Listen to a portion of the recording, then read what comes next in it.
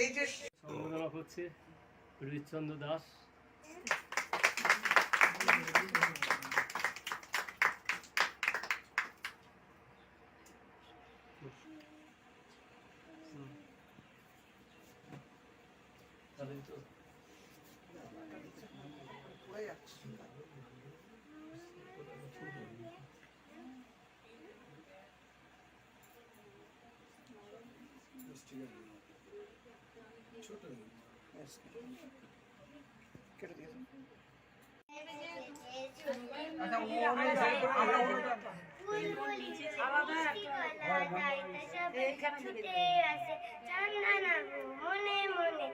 বুলবুলিকে ভালোবাসে এই কথাটা শুনে মাইনা করলো ধারণ অভিমান।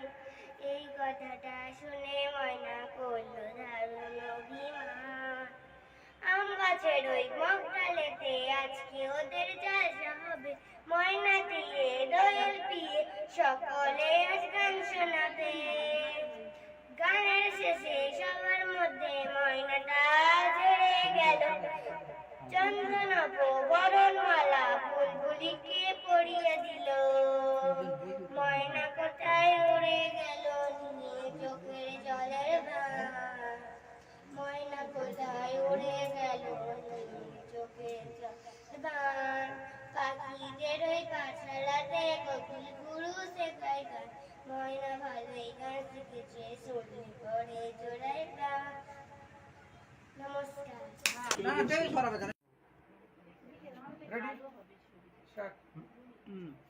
সুকান্ত বাবু, হ্যাঁ বলছি সংকল্প নিউজ আমার স্বচ্ছ জনতা আপনি যে এতদিন ধরে চালিয়ে আসছেন, তো এই চিন্তা ভাবনা আপনার কি ছিল, কেন স্বচ্ছ জনতা করলেন?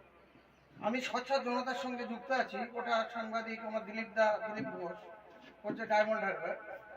এছাড়াও আমি অনাথ প্রতিবন্ধী থ্যালাসেমিয়া এদের নিয়ে আমি কাজ করি।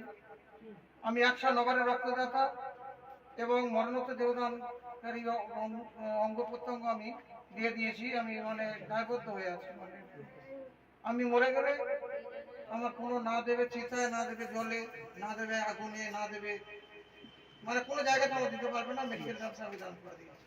এই দেহটাতে যদি কোনো কাজ করতে পারে তাহলে তো খুব ভালো লাগবে। আপনার যে সংগঠনের ব্যাপারটা একটু আমি জানতে চাই।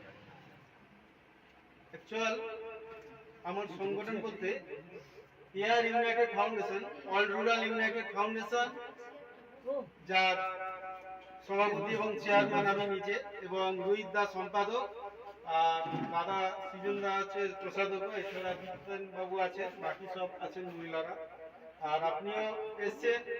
আমরা অ্যাকচুয়াল আমি এই দীর্ঘ 15 বছর এনজিও লাইনে আছি এবং রটারি ইন্টারন্যাশনাল দুটো অ্যাওয়ার্ড পেয়েছি, কলকাতা থেকে অনেক অ্যাওয়ার্ডও পেয়েছি।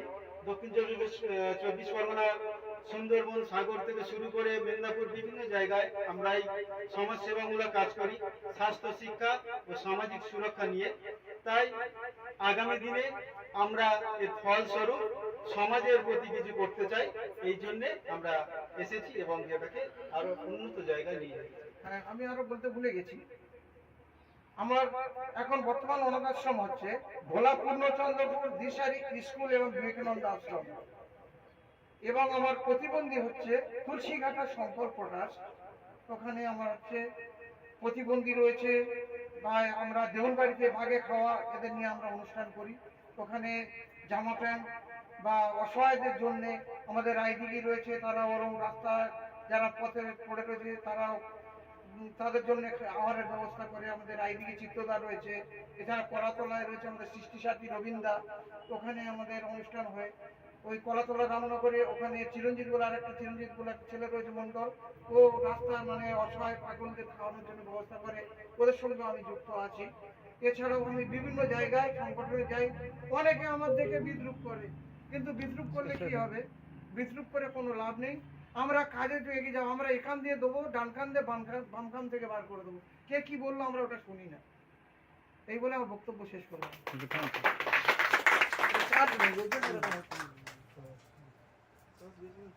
ক্লাস থাকে না।